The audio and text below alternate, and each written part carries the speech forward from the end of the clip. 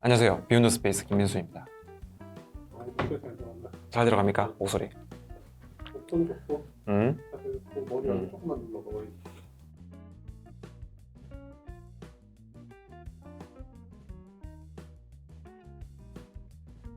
안녕하세요. 저는 비욘드 스페이스라는 공유 오피스를 운영하고 있는 김민수입니다.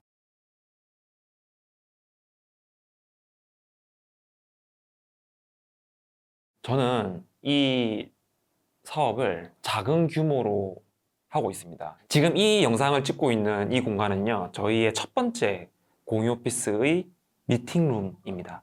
그래서 여기는 이제 사이즈가 50평 정도가 되는 작은 규모이고요. 제가 여기서 첫 공유 오피스 사업을 시작을 했죠. 그래서 저는 이 지점을 시작으로 신내점, 망우점, 경기도 양평점, 신촌점, 역삼점, 이제 공유 오피스 5개 지점과 그리고 공유 창고 7개 지점, 그리고 스터디 카페 1개 지점 해서 건물주와 함께 빈 공간에서 할 수 있는 사업을 제가 제시를 하고 거기서 공유 오피스 또는 공유 창고 뭐 아니면 새로운 프로그램들을 만들어서 공간을 활성화할 수 있는 사업을 실행을 하고 있습니다.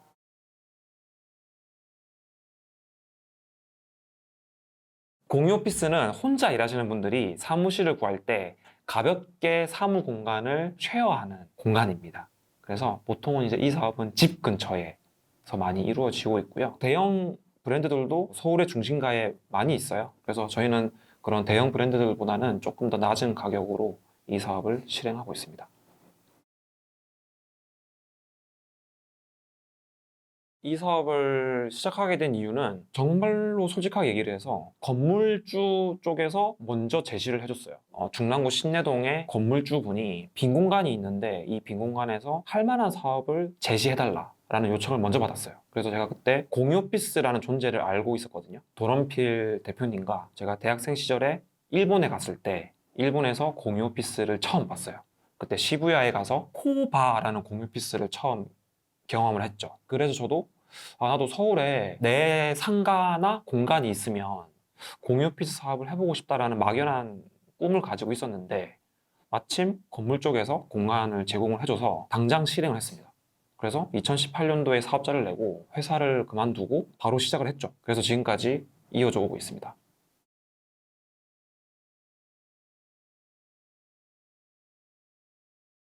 공유 오피스 사업에서 제일 중요한 거요. 이게 한 가지로 말하기가 쉽지가 않은데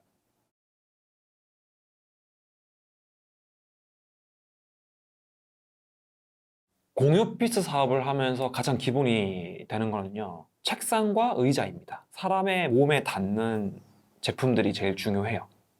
시설 쪽에서는. 그래서 저 같은 경우는 여기 1호점을 처음에 시작을 할 때 제가 집중했던 거는 대형 공유 오피스보다 쾌적한 데스크 환경을 만들어 주자였어요. 그래서 제가 비교적 큰 사이즈의 데스크를 배치를 했죠. 그게 이제 예를 들면 뭐 가로가 1.4m 정도가 되는 좀 넓어 보이는 책상이죠. 그때 당시에는 많은 소 사무실이나 공유 오피스들이 1.2m 폭의 책상을 쓰고 있었어요. 대부분. 왜냐면 1.2m짜리를 써야 매출이 나오거든요. 근데 1.4m로 책상을 키우잖아요. 그럼 매출이 한 20% 가까이 떨어지더라고요. 계산을 해보니까. 근데 저는 1.4m 사이즈로 시작을 해서요. 지금은 제가 1.6m 정도까지 키웠습니다. 그래서 제가 생각했을 때 공유 오피스에서 가장 기본적으로 중요한 거는 어쨌든 데스크 환경이다 입니다.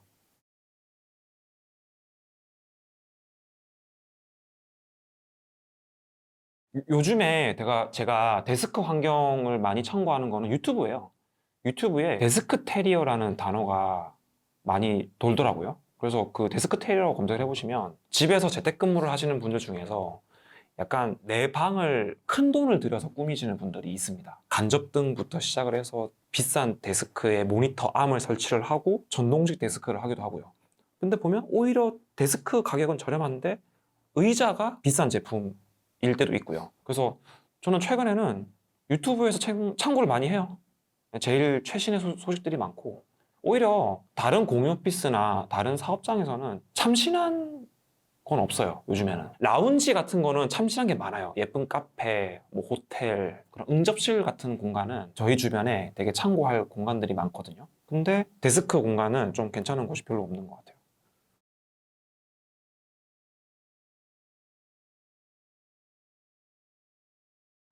후회한 적은 없는 것 같은데요, 저는? 후회한 적이 있나?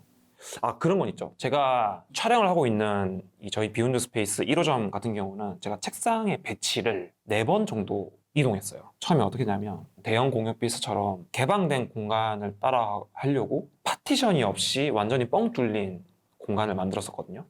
근데 실제로 운영을 해보니까 고객분들은 파티션이 된 약간 폐쇄적인 데스크 공간을 원하더라고요. 그래서 나중에 파티션을 추가를 했죠. 그리고 두 번째는 제가 약간 독서실처럼 책상이 마주보게 2줄씩 배치가 되는 스터디 카페 같은 구조로 배치를 처음에 했었어요. 근데 그 배치도 싫어하시더라고요. 그래서 지금은 어떻게 되냐면 공간의 가장자리로 데스크들이 배치되어 있어요. 한 공간에 여러 명이 들어와 있긴 하지만 각 개별의 이용자들은 각자 섬처럼 동떨어져 있는 배치를 한 거죠. 근데 그것도 이용자분들이 그거를 선호를 해서 제가 그렇게 바꿔드렸어요.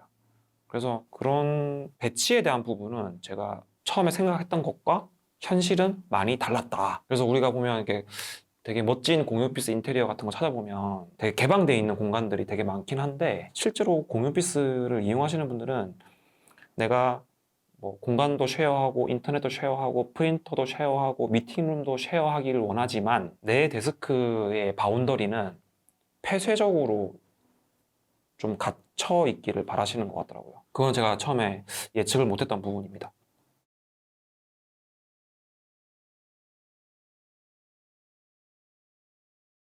일단은 저희가 앞으로 이 사업을 계속 이어갈 건데 다른 업체들하고는 차별화를 계속 해야 될 거 아니에요. 근데 그러기 위해서는 저희가 크게 2가지 방향으로 계속 개선을 하고 있습니다. 첫 번째 방향은 시설적인 부분. 제일 베스트는 혼자 이용할 수 있는 데스크 공간을 어느 누구보다 쾌적하게 만들어주는 게, 그래서 저희가 공간들이 확장하면서 데스크 테리어가 계속 바뀝니다. 저희는 어떤 지점은 전동 데스크이기도 하고요, 어떤 지점은 침대가 있기도 하고요, 어떤 지점은 기역자 배치를 해서 좀 중후한 느낌을 내기도 하고요. 근데 지금 준비하고 있는 다음번에 공유 오피스 시설은 또 새로운 걸 할 거예요. 그래서 차별화를 둘 거고요. 근데 그건 이제 하드웨어적인 부분에 차별하고요.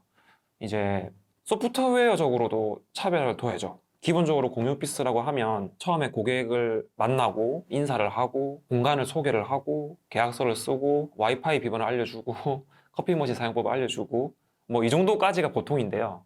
근데 저희는 거기서 더 넘어서서 여기 계시는 분들끼리 서로 금전 거래를 할 수 있도록 유도를 하고 있습니다. 예를 들어서 저희 같은 경우는 공유 오피스에 계시는 분들끼리 커피 타임을 가질 수도 있잖아요. 요즘에 그걸 커피 챗이라고 얘기를 하더라고요.